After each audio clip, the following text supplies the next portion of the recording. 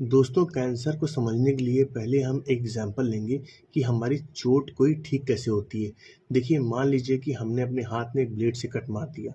तो ब्लेड से कट मारने के बाद जो घाव होता है उसके आसपास की सेल जो होती हैं, उनको ये ऑर्डर मिलता है कि आप अपने ही जैसी सेल बनाइए और बना के इतनी बनाइए सेल कि वो धीरे-धीरे अपना घाव भर जाए।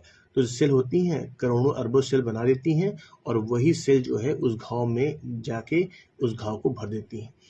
अब होता क्या है कि ऑर्डर मिलता कहाँ से है? हमारी पूरी बॉडी सेल से मिलके बनी है।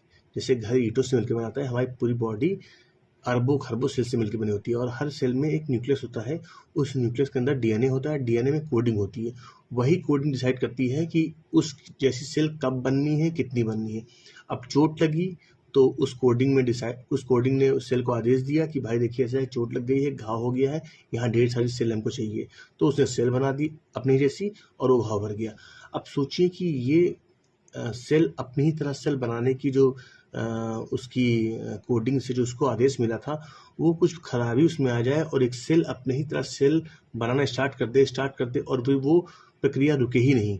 तो होता क्या है कि शरीर के किसी भी अंग में अगर किसी जगह पर कोई कुछ सेल का समूह है, वो उनको ऑर्डर मिल रहा है गलत तरीके से, उनकी कोडिंग खराब हो गई है डीएनए की और उनको ऑर्डर मिल रहा है कि अपने ही जैसे सेल बनाते जाओ, वो रुक ही नहीं रहे हैं।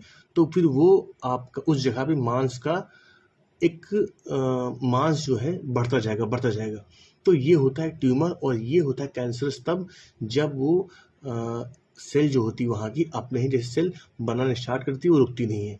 तो अब ये होता क्यों है? देखिए, अभी तक ऐसा कोई रिसर्च नहीं हुई है कि एग्जैक्टली बता पाए कि हमारे उस डीएनए के कोडिंग में दिक्कत कैसे होती है।